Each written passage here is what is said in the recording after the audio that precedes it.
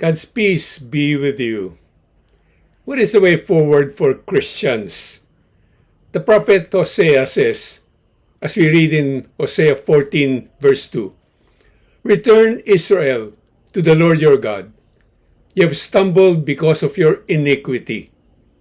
Then in verse 10, he says, "Straight are the paths of the Lord. The just walk in them, but sinners stumble in them." The way is clear. The path is open.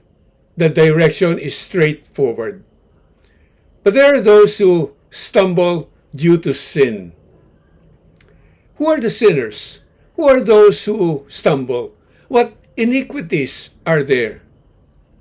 First, there is the sin of apostasy, a turning away from God and the faith that we live. Jesus tells us that the Lord our God is Lord alone. In Psalm 81 verse 10 we read, "There shall be no foreign God among you. You shall not bow down to an alien God." Today there are a lot of false religions and cults. And today there are the gods of materialism, consumerism, secular humanism, hedonism, and the many other isms that take us away from God. Worse today is modernism, to which even clerics and hierarchs in the church have succumbed to. Second, there is hardness of heart that refuses to listen or submit fully to God. In Psalm 81 verse 12, we read, "But my people do not listen to my words. Israel would not submit to me."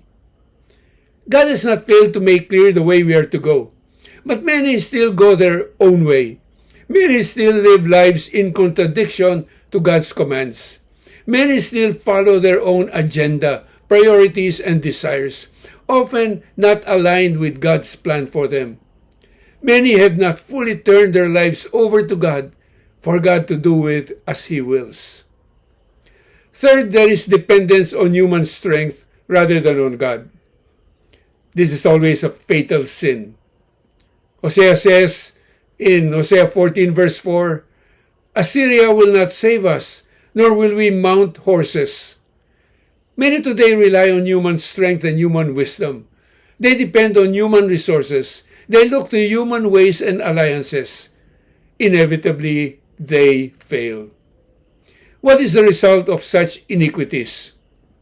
In Psalm 81 verse 13 we read, "So I thrust them away to the hardness of their heart." God does not force us. If we insist and persist, then there is a point when God leaves us to our own devices. The psalmist continues, "Let them walk in their own machinations." This is not a lack of love or caring. Rather, it is precisely all about God's love. We just need to learn the hard way. When we fall and end up miserable, then perhaps we would return to God. Indeed, God wants us back. In Psalm 81 verse 14, we read, "Oh, that my people would listen to me, that Israel would walk in my ways." You can sense the ardent desire in God's heart to have His people return to Him and once again walk in His ways.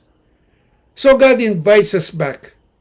As Hosea says, "Return, Israel, to the Lord your God." The way forward is clear.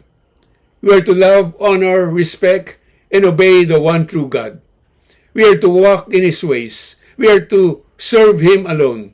And we are to know that only in Him is the fullness of blessings. In Psalm 81 verse 11, we read, "I am the Lord your God, who brought you up from the land of Egypt. Open wide your mouth that I may fill it." God bless you.